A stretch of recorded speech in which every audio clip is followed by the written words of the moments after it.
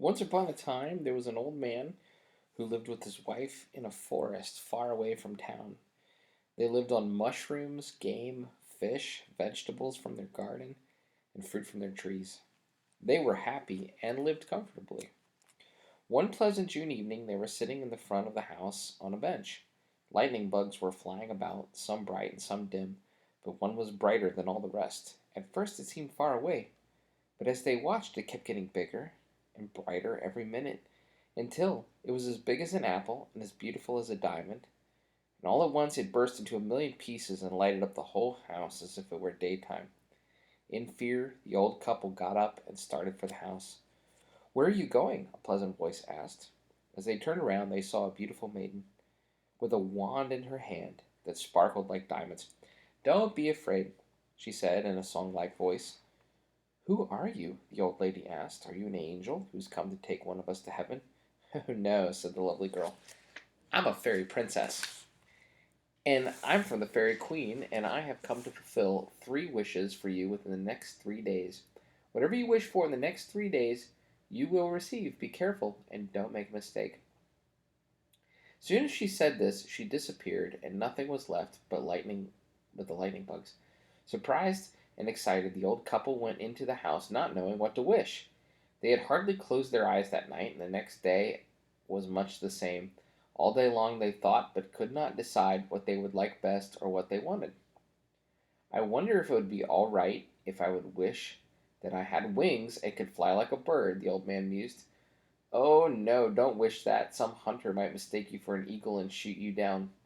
How would it be if I wished I were young and pretty as I was when you married me?" "Oh, no, dear," the old man jumped up in protest. "How would that look if you were young and I was old? What would people say? How could I go to church with you on Sunday? I want you just as you are now." And he kissed her tenderly. The day passed, and the evening came without any decision about their wishes. The old lady was cooking supper by the fire, and the old man sat beside her, his hand on her shoulder. "I don't know what I would do without you," he said. "You make such tasty meals." "I wish I had a big piece of bologna," she said. "Then you would have a nice supper without having to wait for it." As she said that, an unusually large piece of bologna sausage slid down the chimney. In surprise, the old folks stared at the tasty meat. "Look what you've done!" the old man cried.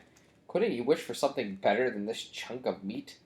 "Oh, I forgot!" she cried. "Such a stupid wish! Such absolute foolishness," he said. "I wish the bologna would stick to your nose." No sooner had he said this than the bologna jumped up from the fireplace and stuck to the astonished woman's nose, and hung like a turkey gobbler's snout, only much bigger and heavier.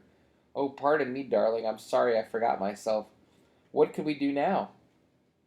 "Take that thing off my nose," she cried. He grabbed the end of it and started to pull, but the woman screamed out, "Don't pull, it hurts." "Well, what else can I do?" "Take a knife and cut it off," she said.